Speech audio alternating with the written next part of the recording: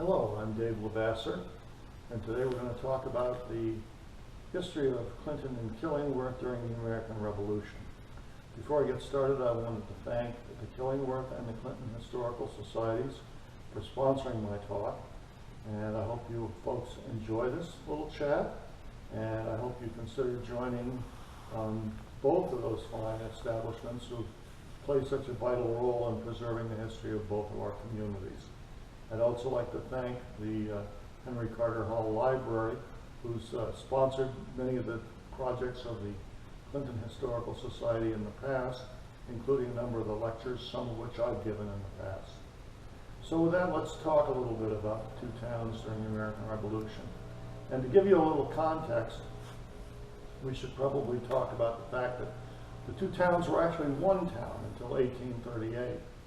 And that one town was not located in Middlesex County because Middlesex County didn't exist until 1785. They were in New London County. We were the westernmost town in that county, and accordingly fell under their jurisdiction for a number of things, including the court system. To talk a little bit about the town, you really have to understand about how it was settled and what existed here before. Clinton and Killingworth was the principal home for the Hammonasset Indian tribe. Its summer village was located off of Commerce Street here in Clinton, and it was said when the first colonists arrived that the pile of oyster shells was so large it was used as a navigational device by sailors out in Long Island Sound. The winter village was located up in Killingworth, east of Roastmead Hill Road and north of Reservoir Road, in a large field on what was formerly known as the Marcinic Farm. And the tribe would spend their summers along the shore enjoying shellfish and seafood, and then they would move inland during the winter to harvest their crops and to hunt. The town of Killingworth itself was actually settled in 1663, sort of to settle a dispute between Guilford and Old Saybrook, which were the colonies to the west and to the east of us, both of whom began to claim land in between the Monocatezic and Hammonasset rivers.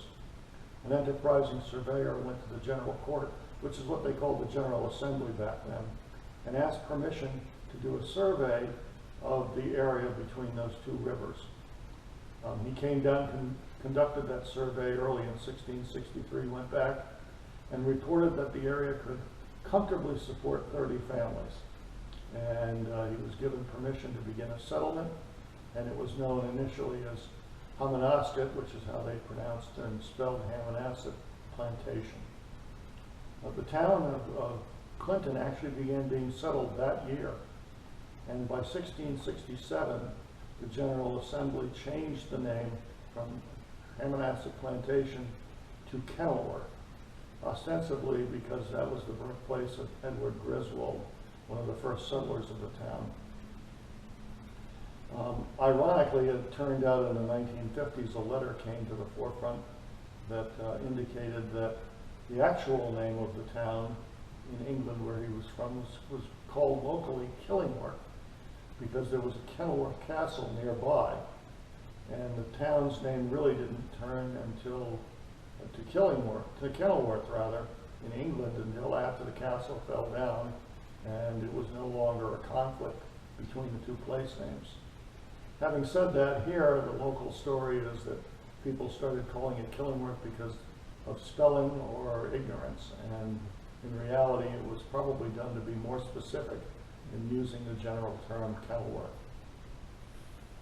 As I indicated, the Clinton part of town began to be settled in 1663, and by 1716 a good part of the land mass in what's now Clinton had been settled and utilized. So people began to look north into what's now Killingworth. And that settlement really took off, and by 1735, permission was received from the General Assembly to create a second ecclesiastical or church society. Now that was important because back in those days, church attendance was required on Sundays. And as you can imagine, trying to make it from the northern reaches of Killingworth all the way to what's now Main Street in Clinton was a daunting task.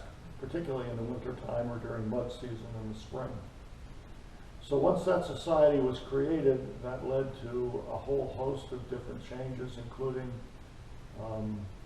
new militia companies being raised and a different mindset among the residents of the two communities. We know that based on a 1774 census that was conducted by the then colony of Connecticut, that the population of the two towns was about 2,000 people. Clinton had about 1,200, Killingworth had about 800.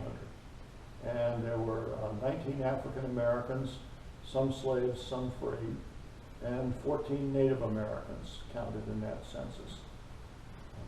In terms of what folks did for a living, the two towns were similar, but Clinton had some distinct advantages. Being on the water, shipbuilding became a major industry here, although ships were limited to 400 tons, primarily because of a sandbar at the entrance to Clinton Harbor.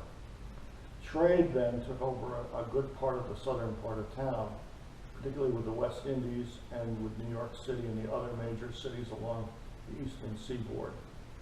Good farming lands existed south of Route 1, but the northern part of the town, just as Killingworth, had a lot of swamp and a lot of ledge, and it just wasn't conducive to good farming. It was basically used for grazing. So you saw a lot of cattle raising, both for beef and for dairy, and pork and sheep. And because there were a lot of streams, mills became prominent as well. I indicated that Clinton really was a trading area. And if you're going to be engaged in a trade, you have to have something to trade. And the trade good of choice that was utilized for export was the beef and pork that I mentioned earlier. That led to a whole host of other industries, because while cattle and pork could be traded live on ships and taken to cities like New York and Boston, if you were going to ship it to the Indies, you really had to put it up and preserve it in some fashion. There was no refrigeration. So the way they did that was to put it into a brine of water and salt, and they would salt their pork and salt their beef and put it up in barrels and ship it by ship to these various areas. Interestingly enough, that led to a couple of other industries in the area that became very important. Number one is coopering, which is building of barrels. And that was a major industry in the two towns because of the need for packing up the meat for export. The other industry that was unique to the area were tanneries, because you had a lot of animal skins left over after the butchering process, and so tanneries cropped up to create leather out of the leftover hides. So as I indicated, in the northern part of Clinton, you had farming and you had mills, and the mills included 4 grist mills, 2 sawmills, a fulling mill, which took wool fibers and made felt out of them, and a tannery. And in Killingworth, in addition to raising cattle, pork, and sheep, there were a number of mills up there. There were 5 grist mills in Killingworth, 5 sawmills, 9 tanneries, another fulling mill, and interestingly enough, an ironworks that was owned by Aaron Elliott, and it appears that a fellow I'm going to mention in a few minutes also had an interest in it, Dr. Benjamin Gale. That kind of gives you an idea of the commerce of the area and the population of the area. Let's talk a little bit about the military. The militia structure is what we used here in the colonies because we didn't have a standing army. In fact, there were very few British soldiers sent over here until the 7 Years' War that began in 1754. Prior to that, it was always local troops that were raised and went off to defend the colonies in times of war. And so each town was required to have a militia training company. And Clinton and Killingworth were both part of the 7th Militia Regiment that included the towns of Guilford and Madison, and it included Westbrook, Old Saybrook, Essex, Deep River, Chester, and Haddam. In those days, the way they numbered the companies was when the town entered into existence. So Clinton had the 4th Company of the 7th Militia Regiment, Killingworth, entering much later, became the 12th company. The way the militia system worked is every male between the ages of 16 and 45 was enrolled in the militia, and they were expected to show up twice a year on the first Monday in May and the first Monday in October for what were ostensibly known as training days. What happened on training days were the muster rolls were updated, so people who had passed away were taken off, people who had turned 46 were taken off, and people who had turned 16 were added on. And males in those days were expected to provide their own weapon, their own musket, their own gunpowder, and whatever other accoutrements they needed in case they were called into action. The way the colony of Connecticut raised soldiers during time of war was they would ask for volunteers, and if they didn't get enough volunteers, at the local level they would demand that their militia line people up and count it off by 4s or by 5s, and then they would arbitrarily select a number, either 1 through 5, and those men with those numbers would go off to serve. They traditionally served for a very brief period of time. They usually didn't leave until after spring planting for two reasons. Number one, they wanted to get their crops in, as most people were farmers. And number two, because of the mud season, it became very difficult to travel until we got into early summer when things dried out and the rain season was over. In terms of the American Revolution, as tensions began to rise between us and Great Britain, a new type of structure within the local militia was put together called an alarm company. In Massachusetts, they were called minute companies, and you hear them referred to as participants as Minutemen. But down here, we call them alarm companies. And again, it worked the same way. They would count people off, and then a certain group with one particular number would serve as an alarm company for a certain period of time. Then they would rotate with another group, and so forth and so on. Probably the next thing to really understand to give you a context of the two towns just before the American Revolution were politics. We were not on the cutting edge of the revolutionary movement, particularly in Clinton. The two most prominent citizens in the town were Dr. Benjamin Gale and Mr. Theophilus Morgan. Mr. Morgan was a merchant by trade and probably the wealthiest man in Clinton at the time. When he died in 1788, his estate was valued at between £7,000 and £8,000, which translated to $15,000, which was an amazing amount of money back in those days, and made him one of the richest men in the shoreline. Because he was a trader, he was tended to be conservative politically and was less than enthused with the prospect of separating from Great Britain. Dr. Benjamin Gale had similar thoughts, although for different reasons. Dr. Gale was the son-in-law of the Reverend Jared Elliott, and to understand his background, you really need to know a little bit about Reverend Elliott. He was the third minister in Clinton, and besides being a minister, he was also a trained physician and surgeon of such renown that he was called in to consult on cases up and down the eastern seaboard. He also experimented with agriculture and agronomy, animal husbandry, and toward the end of his career, he also engaged in some experiments with black beach sand that he retrieved from the beach in Westbrook. And he actually refined it at that ironworks that I mentioned up in Killingworth, which was owned by his son Aaron and his son-in-law Dr. Gale. Dr. Gale was originally from New York and moved here to study after he graduated from Yale University under Jared Elliott to perfect his surgical and physician responsibilities. He became so proficient that by the 1740s, Reverend Elliott turned over his medical practice to Dr. Gale. And Dr. Gale became so close to Reverend Elliott that he actually married his daughter Hannah and became his son-in-law. He served in the legislature on again, off again as a representative from Clinton and Killingworth for about 20 years. And as one commentator in the 1930s indicated, he was very adept politically. However, he had a tendency to make wrong turns and bad decisions when he couldn't really read the tea leaves politically. and certainly that was the case with regard to the American Revolution. Dr. Gale was a representative from the towns in Hartford when the British passed the Stamp Act.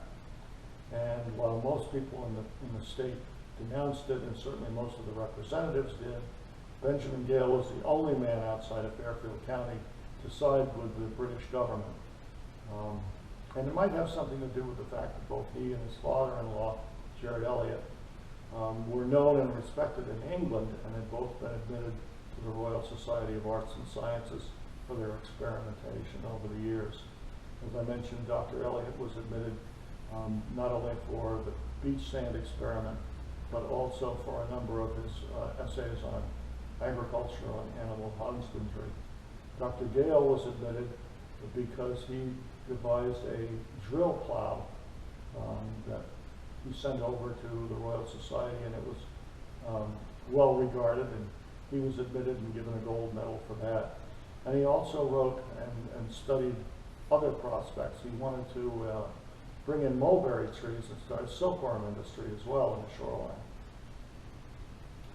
At any rate, both of these individuals tried mightily to encourage the town not to move too rapidly to embrace the concept of revolution.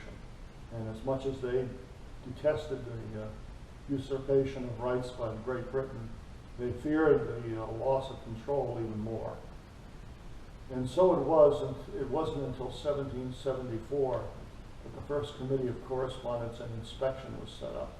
Now, you may have heard of the Committees of Correspondence. They were set up so that the towns could write among themselves to keep advised of various incursions by the British up and down the eastern seaboard.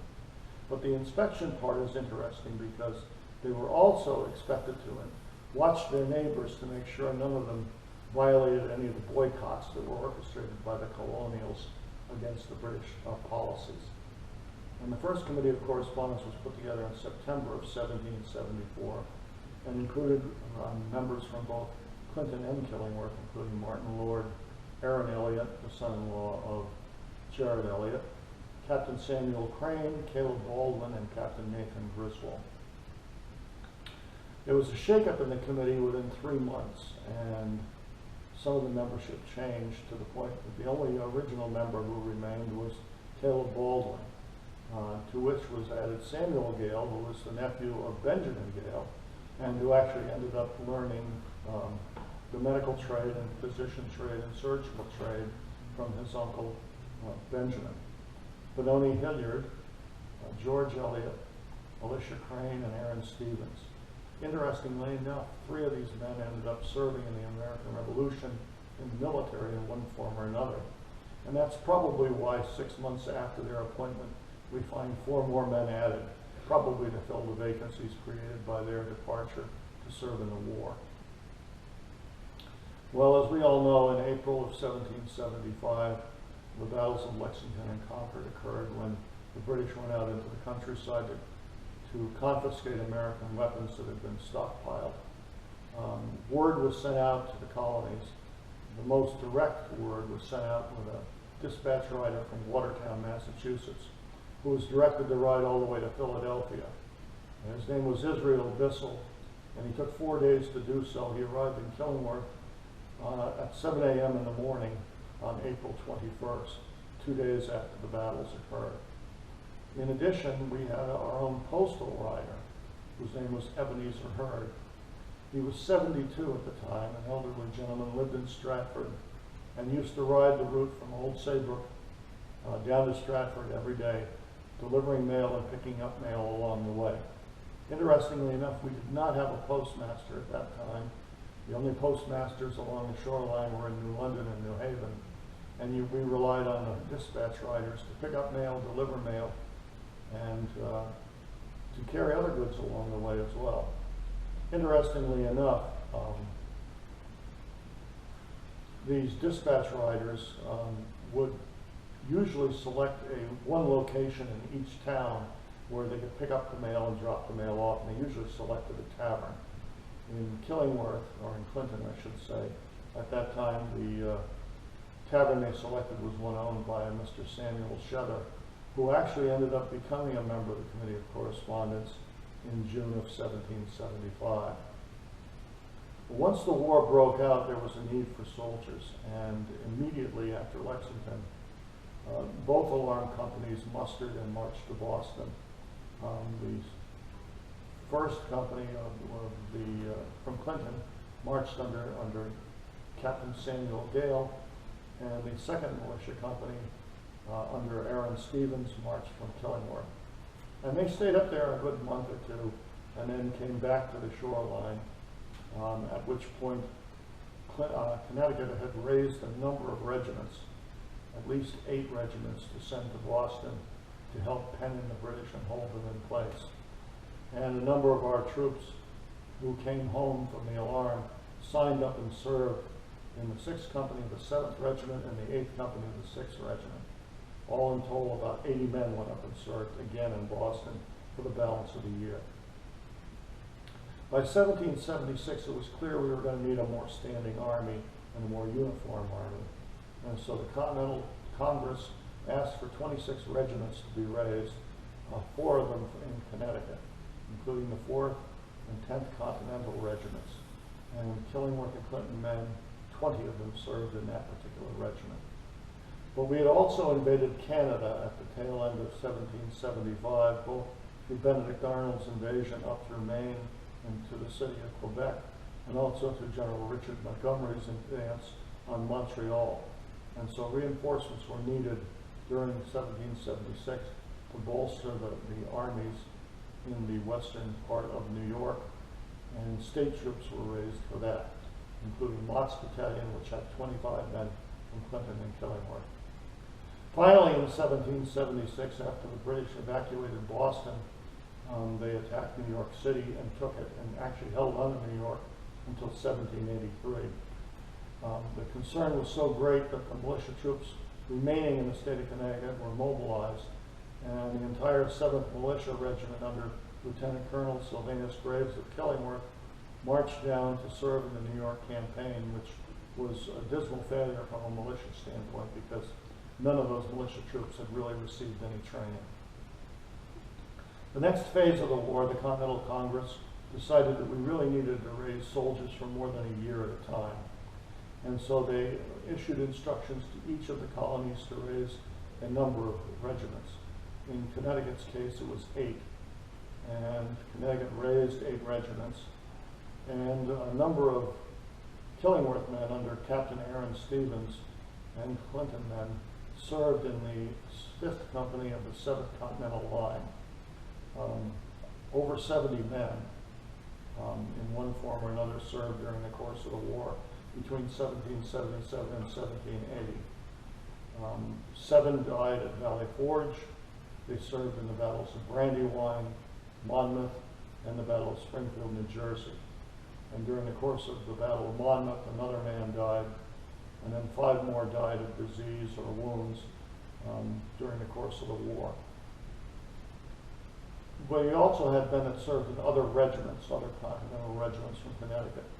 And one of them died at Valley Forge. There were a total of 45 men that served in the other regiments. So you're talking about 115 altogether during this time period.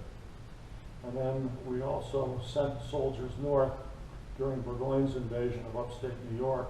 Cook's regiment of militia was one of 2 from Connecticut that went north. And there were at least 8 men from Clinton and Killingworth who served in that, including Lieutenant Aaron Kelsey, who we'll talk about a little bit later. Finally, during the same time frame, there were a couple of British raids along the coast of Connecticut, including the Danbury Alarm and the New Haven Alarm. And 75 militiamen from the 2 towns went off and served in those 2 engagements. Finally, there was a company of guards put in at the harbor in 1779 along with cannon to repel any potential British invasion of our harbor area. From 1781 to 1783, the Continental troops really were reduced in number, and the 7th Connecticut merged with the 2nd Connecticut in 1781, and by 1783 it had been reduced again to just 1 regiment representing Connecticut.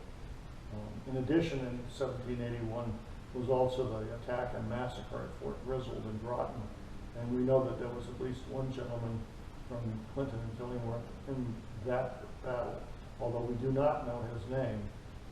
He has not been specifically identified.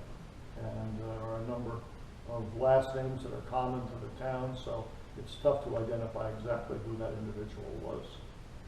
But it wasn't just the Army where people served during the American Revolution. They also served at sea, and there were really three branches of military service for seafaring folks. At the time, there was the Continental Navy, there was the State Navy, and there were privateers.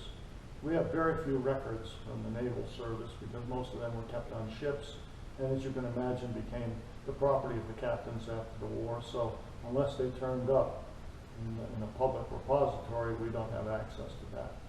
We do know, however, that two gentlemen from town, Joseph Hull and Philip Redfield, served as sailors on Captain Sillick's privateer, which sailed out of New London.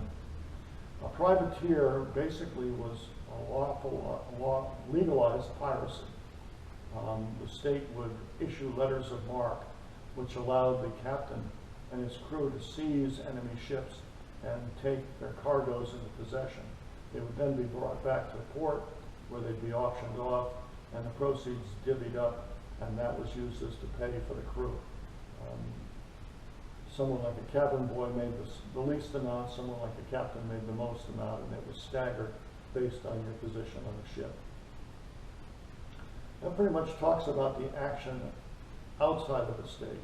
But let's talk about the war at home, because there were real repercussions to that. As I mentioned before, in terms of the number of soldiers and sailors who served, we estimate that there were between 150 and 200 men. Now bear in mind the whole population of the town was only 2,000, so we're talking about 10% of the town going off and serving in the war. And we know that at least 17 died while in service to their country. Other things that happened on the home front were Killingworth and Clinton were very isolated communities before the war, so people had rather limited immunity to outside diseases. Well, with soldiers and sailors going to foreign ports and destinations and coming back and forth, they often brought diseases back with them. And there was a smallpox epidemic that came through in 1777 that killed Clinton's fourth minister, Eliphalet Huntington, who died that year. And there were other various outbreaks. Typhoid would come through periodically, dysentery, and there was a scarlet fever epidemic in 1784. And that's a good segue into how the local families actually survived the war and what they did in the way of sacrifices. So we're going to talk a little bit about the Aaron Kelsey family, which lived in Killingworth. Their house is still standing on the corner of Rosemead Hill Road and Reservoir Road in Killingworth. And as I mentioned earlier, Aaron served as a lieutenant in Cook's Militia Regiment at the battles of Saratoga. And he was wounded at the Battle of Freeman Farm, which was the first battle, which was on September 19th of 1777. He was wounded in the leg, and once his condition was stabilized, he was sent home. At the same time, he and his wife's oldest sons, John and Eli, were serving in the Continental Army. Both of them, their health suffered greatly during the war, and they never fully recovered. John died in 1799. Eli returned home and enrolled in Yale University and was literally weeks away from graduation when he died on April 26, 1788. He was so well regarded that the president of Yale, Ezra Stiles, actually preached a sermon on his death. And part of the sermon is included on Eli's tombstone. The entire Kelsey family is buried in the Southwest Cemetery in Killingworth off of River Road. And it's an austere and awesome responsibility to see that family, because at the same time Aaron was being wounded and being paroled home, a epidemic of camp fever swept through the community and killed 4 of their children in a 4-day period of time. Chloe died on September 14th, Caroline on the 16th, Marjorie and Aaron both died on the 17th. And so here's poor Mrs. Kelsey, Margaret was her name, having to run the farm, bury 4 children, tend to the others who were sick, worry about her 2 sons off in Revolutionary War service, and then she gets word that her husband's been wounded and is being sent home. So So if there's a poster family in the community for folks who really sacrificed, I would submit it was the Aaron Kelsey family. We also had our share of Tories. We had William Street, who was an iron worker, brought here to work in the ironworks on Ironworks Road from England. He barely arrived when the war broke out and was not very enthusiastic about turning his back on his native land of Great Britain. He ended up removing to Canada in 1783. But 3 local men were incarcerated in Willington and the Tolland area. Ira Ward, his brother James Ward, and John Wilcox.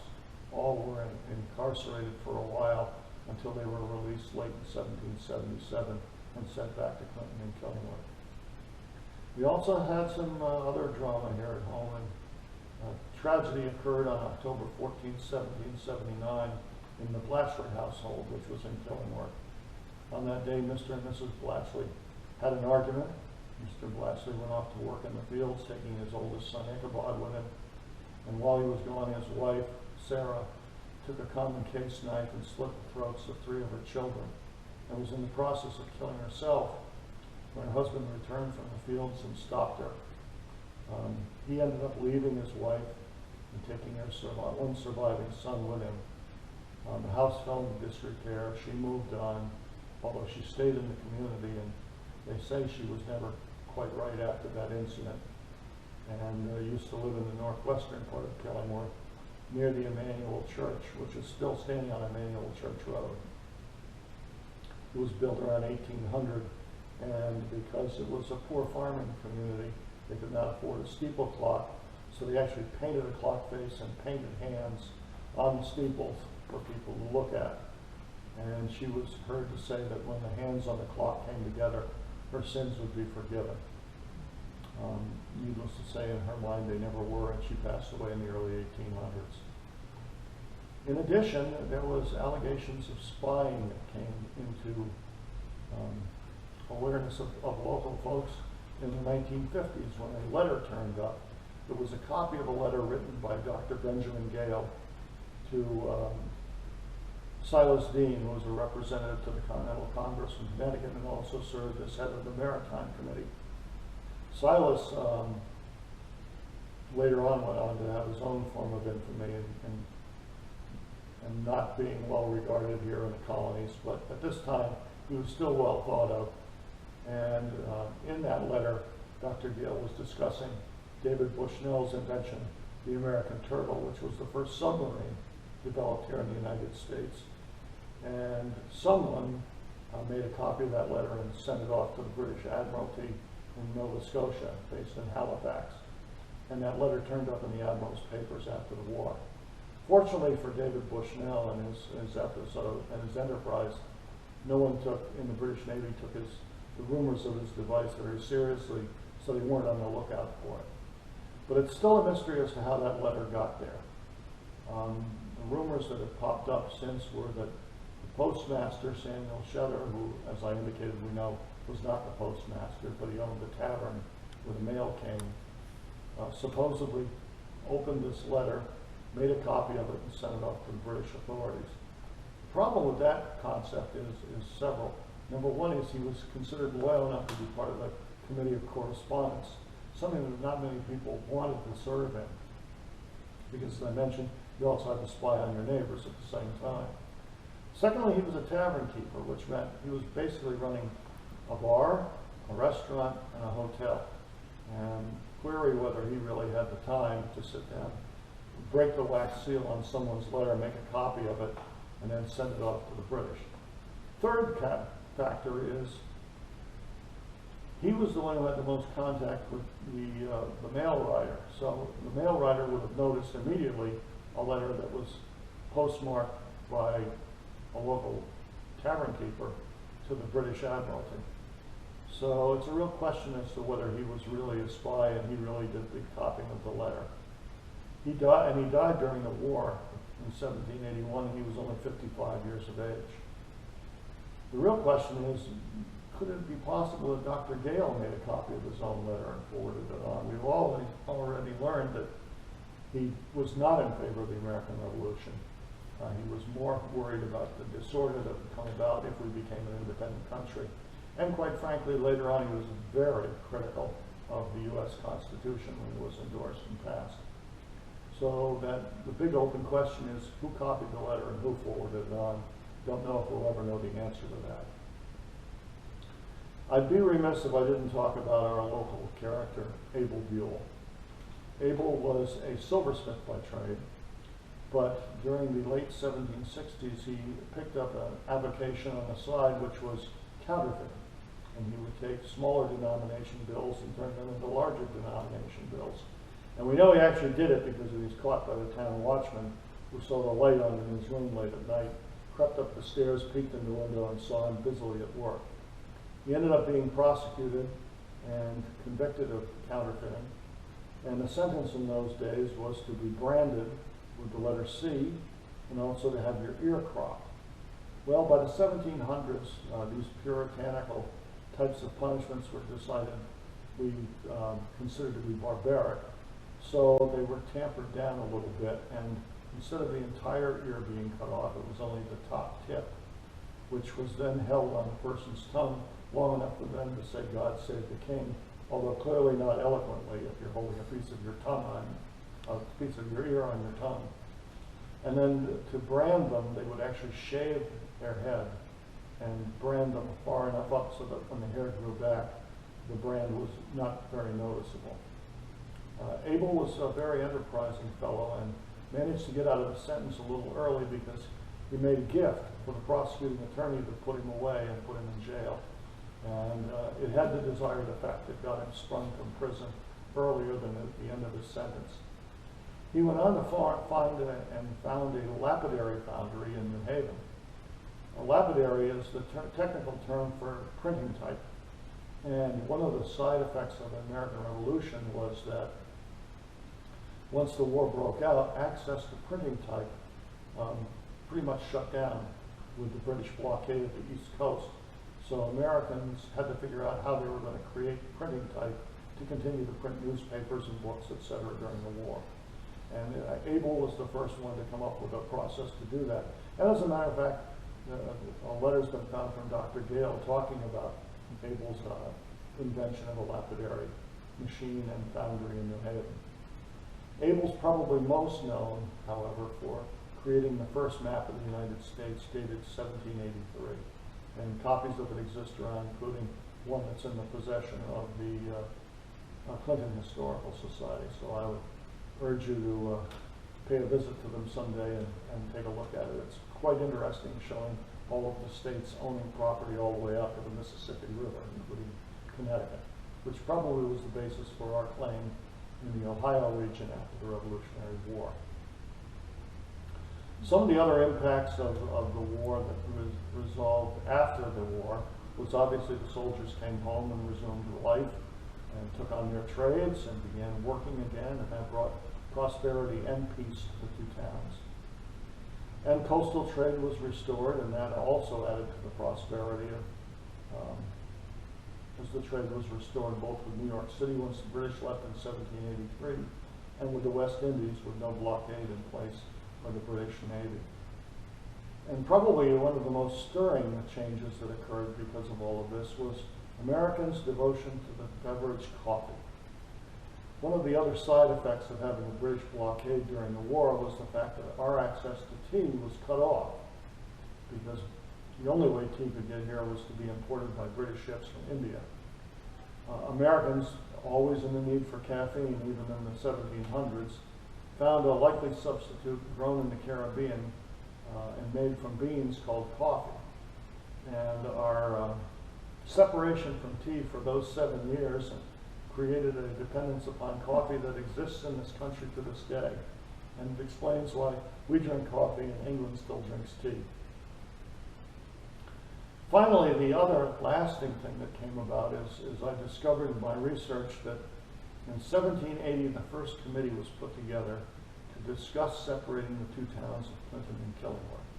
And it included 4 members, 2 from Clinton, 2 from Killingworth.